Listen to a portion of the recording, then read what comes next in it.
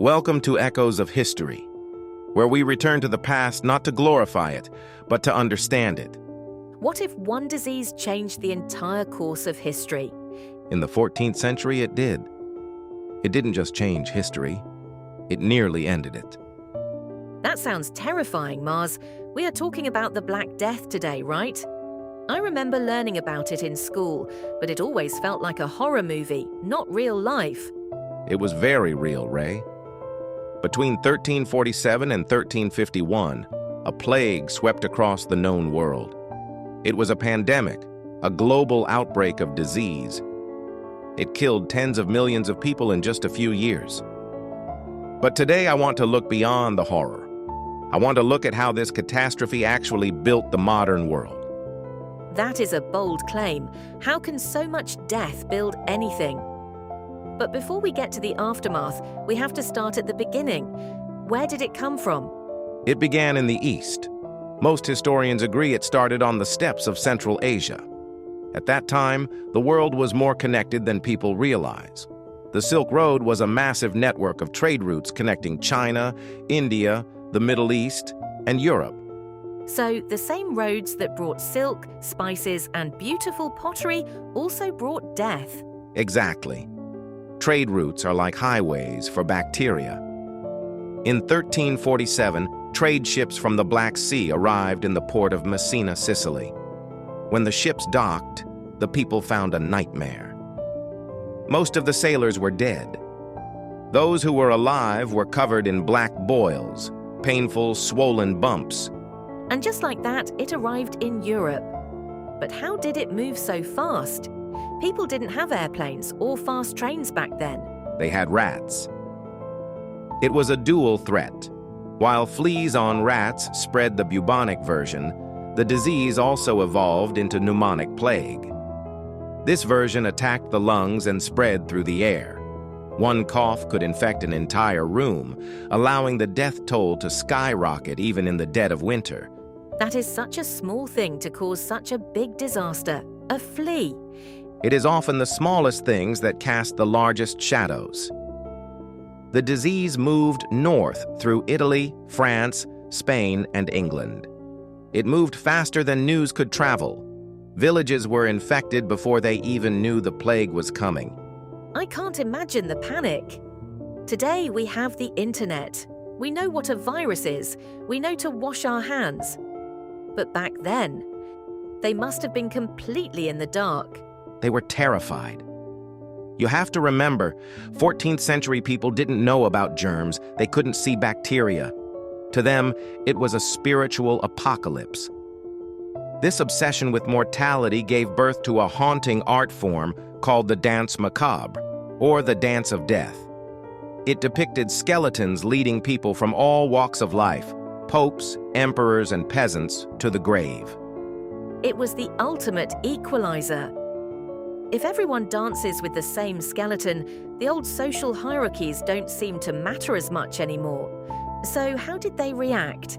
If you think God is angry at you, you don't look for a cure, you look for forgiveness. Precisely.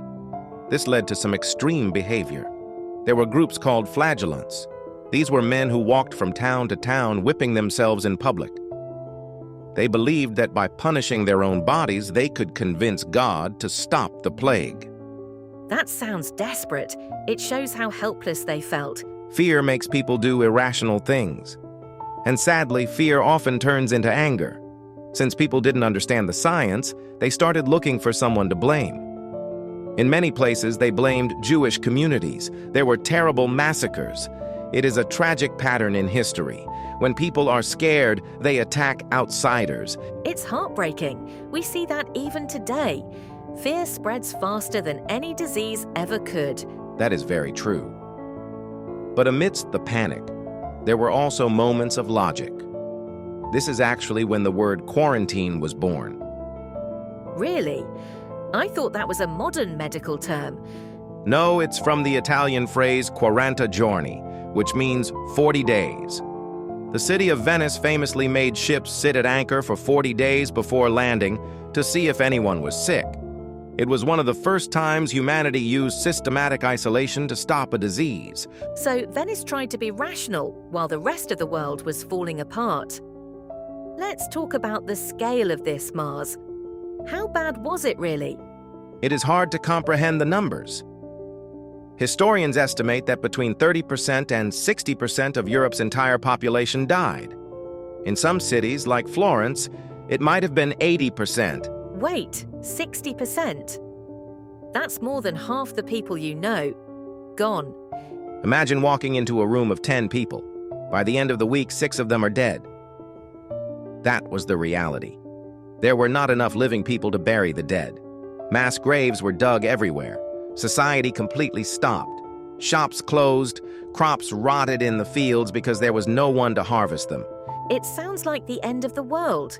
To the people living through it, it was the end of the world. But this is where the story shifts. This is the turning point I mentioned earlier. How do you recover from losing half your population?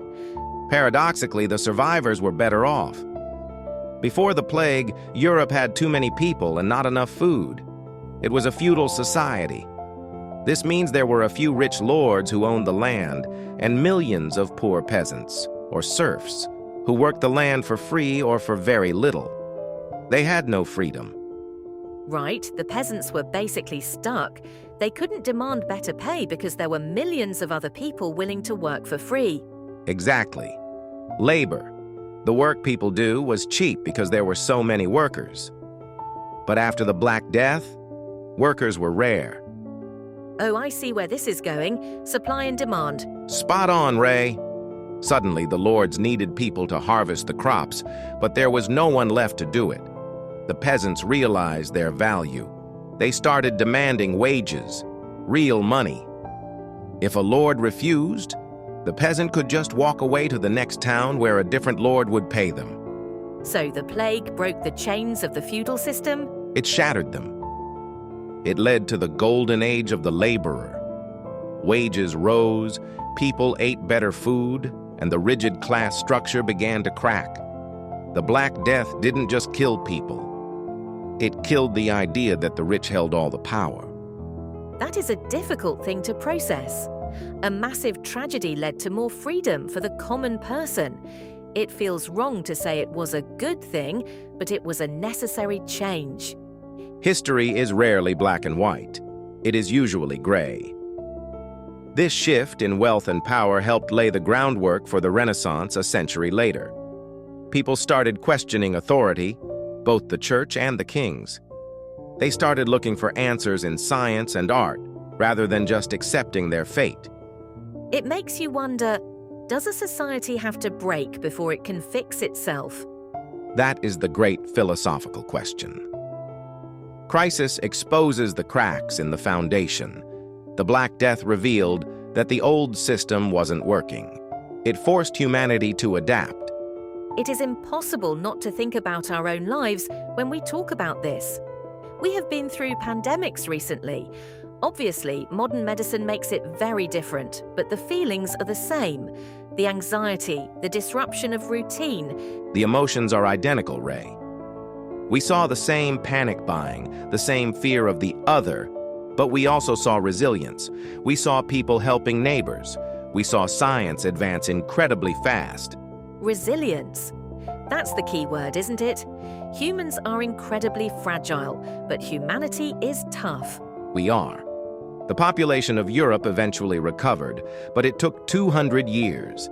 However, the society that emerged was more dynamic, more inventive, and wealthier than the one before. So if we look back at the Black Death, we shouldn't just see the graves, we should see the green shoots growing out of the ashes. Precisely. Out of the ashes, something new always grows. The Black Death teaches us that even in the darkest times, the future is still being written. Mars, one last question. If you could go back to 1347 with one message for them, what would it be? I would tell them, keep the rats away, isolate the sick immediately, and don't blame your neighbor. Practical measures like physical distancing would have saved millions. And good advice for us today, too. Indeed. History doesn't repeat itself perfectly, but it rhymes. The Black Death was a tragedy, but it was also the painful beginning of the modern world. Thank you for walking us through the darkness, Mars, and thank you to everyone reading. Stay curious and keep looking back to understand what lies ahead. Tell us what you think. Because it echoes of history, The past never disappears. it echoes.